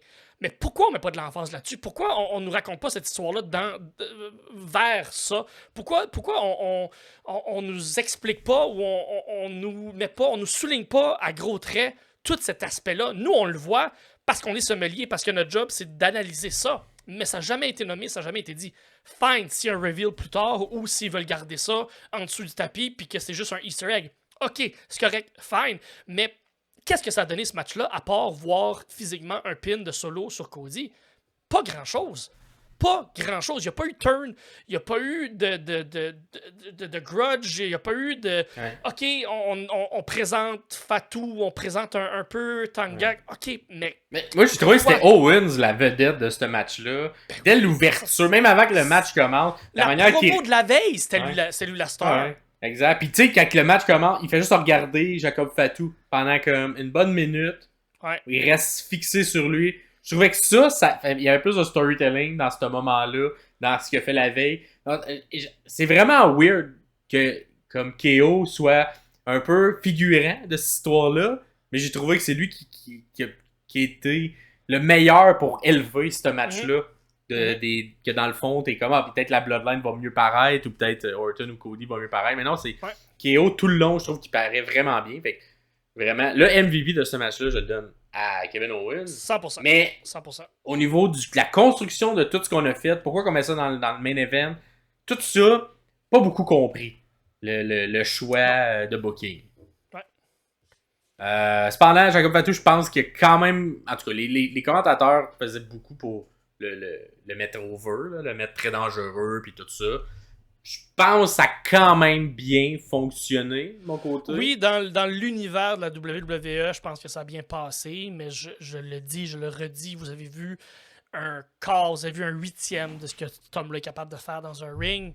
Attendez de le voir dans un gros match, un contre un Kevin Owens, contre un Sami Zayn, contre un Chad Gable, contre quelqu'un qui est capable de suivre ce qu'il va faire, et être capable d'accoter. Être capable de complémenter ce qui donne dans le ring, puis vous allez chier à terre, comme on dit en bon français. Ouais. Puis après, ben ça, on a eu un low blow raté, qui arrive pas souvent, le Tangaloa. C'est ça. Il s'en est pris 2 fois parce que la première fois, il a comme frappé la comme fesse. Il a comme frappé son cousin Ouais, dans la face. Là. Parce que Kevin Owens allait pour faire un package par drive. Moi, quand il tease son package par drive, là, j'ai tellement de plaisir. Parce que Ouais. j'ai comme, vas-tu le faire? Mais non, finalement. Et puis il l'a gardé longtemps, mais il était comme, voyons, il arrive-tu? Vas-tu frapper? Ou j'ai-tu mal aux testicules? Ou j'ai pas mal? Ouais. Ah, ok, finalement, ça fait mal. Si bon. Avec encore un petit botch, comme on dit, là, c'était comme c'était comme un pay-per-view, on va dire c'était ça. Il y avait de quoi dans l'air qui faisait qu'il y avait des petits botches ici et là. Ensuite, il y a eu des espèces de. Des RKO, t'en veux-tu, en v'là, let's go. On en a donné des RKO à tout le monde. Mais malheureusement, ça se termine avec. Un peu bizarrement, tu sais, il fait genre des crossroads, des crossroads, des crossroads. Et là, le troisième arrive, non, il se fait intervenir. Et là, seulement un like dans la gorge et c'est terminé. Ouais. Un like dans la gorge et c'est fini de Cody Rhodes. J'ai vraiment trouvé le booking spécial là-dessus. Parce qu'on vendait comme si genre il était intuable solo ou n'importe quel membre du Bloodline. Mais il y a eu un seulement besoin d'un like pour le battre. Mais il y a eu un DDT de Fatou avant aussi. Oui, mais. Non, mais il y a eu son espèce. Non, c'était pas le DDT, c'était l'espèce de. Il va sur la troisième puis il fait son flip là, par en avant de Fatou. Là. Ensuite, ça, il enchaîne ça avec le like dans la gorge. Okay. Mais tu sais, j'étais comme, ça va-tu être ça le finisher de Fatou? Quand il y a 3 mois à WrestleMania, Cody a kické out de 8 spears puis de 40 attaques. Là, ouais. Fait que, en tout cas, fin de match un peu, encore une fois, un peu bizarre selon moi. Ouais. L'arbitre qui revient, tu sais, c'était pas comme. Elle revient comme lentement, tu sais, ça aurait pu avoir un kick-out, mais je pense qu'on veut vraiment vendre le like de Solo très fort. Mm-hmm. Fait que, on l'a vendu très fort. Fait que personne kick-out de ça. Let's go. Bravo. Fait des likes avec du duct tape dessus. Et Solo qui pin Cody, ça c'est là le côté de l'histoire qui va faire avancer. Probablement que ça s'enligne vers un match de championnat lors du prochain. Je pense pendant, un peu comme j'ai dit dans le preview, où on faisait nos prédictions, je trouve ça bizarre de garder Solo autour de la ceinture. Puis je trouve que ça mène beaucoup de en tout cas, ça sonne très prévisible que quelque chose va se passer, quelqu'un va arriver. Ben c'est Roman qui va arriver et qui va aider Cody. Mais j'ai l'impression que c'est la seule manière que je vois ça. Ben oui. Mais on dirait j'aurais booké ça. Mais j'aurais booké ça différemment, moi. T'sais. Moi, j'aurais booké ça. Peut-être qu'il arrive là, puis qu'il aide peut-être la Bloodline, mais on le sait pas, on n'est pas sûr. Ouais. Puis là, on fait un slow burn vers SummerSlam de ça, il aide par principe, mais il n'est pas tant d'accord. Ouais, ou même qui acknowledge Solo, peut-être. On fait une espèce de slow burn de ça. Vidéo package à la fin de SmackDown que vous allez voir dans l'épisode de lundi prochain, où on fait le review de tout ce qui s'est passé dans les dernières 3 semaines. La Bloodline, la Bloodline 2.0, la nouvelle Bloodline, qui pointe avec le point de l'autre côté. Ils ont tous pointé comme ça à la fin de SmackDown de vendredi passé, le 5 juillet. Fait que je sais pas s'il va y avoir une distinction à faire entre le point par en avant ou le point par en arrière avec le doigt dans les airs. Petit détail comme ça que j'ai remarqué. Qui sait? On reste à voir rendu là, mais moi j'étais certain que Roman allait arriver là pour être capable de partir une feud pour être mousser ça pour SummerSlam. Finalement, ça sera pas ça. Ça sera pas ça. Et ça va être. C'est ça, on dirait que ça garde Cody dans le loop aussi de tout ça, au lieu de mettre un autre challenger. Le builder différemment. Fait, en tout cas, à voir. Je leur fais confiance, mais je vais vous avouer que ce chapitre-là de l'histoire entourant le Bloodline, je l'ai un petit peu moins aimé, je l'ai un petit peu moins bien compris. J'ai tout aimé à partir de là. J'ai tout aimé avant. Solo qui prend les méchants qui arrivent, Paul Heyman qui passe à travers d'une table. Ah ouais. À partir du pay-per-view là, je suis comme. En vrai, c'est un match qui aurait pu être à SmackDown. Complètement. Je comprends pas pourquoi on a décidé de... Qu'est-ce qu'il y a de si spécial de ce match-là pour le mettre? Main event en plus. En main event de Money in the Bank. Mm-hmm. Fait que c'était peut-être un petit peu mon questionnement face à ça. Somme toute, je pense quand même un pay-per-view bon. Je donnerais quoi? Peut-être 8 sur 10 à ce pay-per-view-là. Un tantinet trop prévisible pour mes goûts à moi. Mais la lutte a quand même bien été. Puis, comme Absolument. tu l'as dit, c'est le fun quand ça dure pas 8 heures de temps. Fait que ça, c'est quand même positif. Grosse surprise de John Cena, ça c'était le fun. Mhm. Puis des bons matchs de Money in the Bank. Fait que c'est dans le fun. Quand le nom du pay-per-view, ben, les matchs de gimmick sont bien faits, sont bien respectés. Puis sont différents également. Je trouvais que les rythmes des deux étaient pas sur le même pace. Fait que ça, j'ai apprécié ça. Fait que dites-nous, vous, en commentaire, c'était quoi votre match préféré dans ce pay-per-view-là? Et qu'est-ce que vous en avez pensé en général? J'ai l'impression que nos avis sont plus critiques que les avis généraux. J'ai l'impression qu'en ce moment, on a beaucoup d'amour gratuit à donner à la WWE dans tout ce qu'elle fait. Mais j'ai trouvé que ce pay-per-view-là était peut-être le moins bien ficelé des derniers depuis Mania. Même si, en tout cas, on va voir, mais... Tout était presque parfait jusque-là, depuis Mania. mais très prévisible aussi. J'ai senti moins de prévisibilité dans les deux autres derniers. Oui, mais c'est peut-être pour nous donner une hostie de show à SummerSlam. Peut-être. Qui s'en vient. Fait qu'on on va voir. Sinon, nous, de notre côté, on se revoit jeudi prochain, l'épisode 64, où on va faire maintenant le review et à l'aide de l'autre pay-per-view Forbidden Door de la All Elite Wrestling qui a eu lieu une semaine avant, mais là, gars. 150 matchs de lutte, fait que ça va être vite. Là. Ça va être. Ce match-là, oui, parfait, on passe à un autre. Là. Ça, exact. Mais c'est pour ça, on le remet un peu plus tard parce que fallait du temps pour qu'on puisse tout analyser. Parce que tabarouette, ce pay-per-view-là, il était long. Il y en avait du match, il était long. 15 matchs, je crois. On se croyait dans les premières années de WrestleMania où on avait du 15-16 matchs. Le pay-per-view était aussi long que Naito et son enthousiasme. Exact. On se reparle jeudi. Et on avait... il y a eu un petit jab de manière inconsciente, je crois, de Triple H lors de la conférence de presse qui a dit que il était content que son pay-per-view ne dure pas 7 heures, 6-7 heures de temps. Ouais, je pense qu'il là, il y a eu de ce qui se faisait avant. Exactement. Il parlait de ce qui se faisait avant, mais il y a eu quand même un petit rire de la part des journalistes parce que c'est clairement l'opposition, la compétition fait ça présentement. Donc, même... en tout cas, c'était quand même... moi, j'ai quand même trouvé ça drôle, même s'il ne parlait pas nécessairement de la compétition à ce moment-là.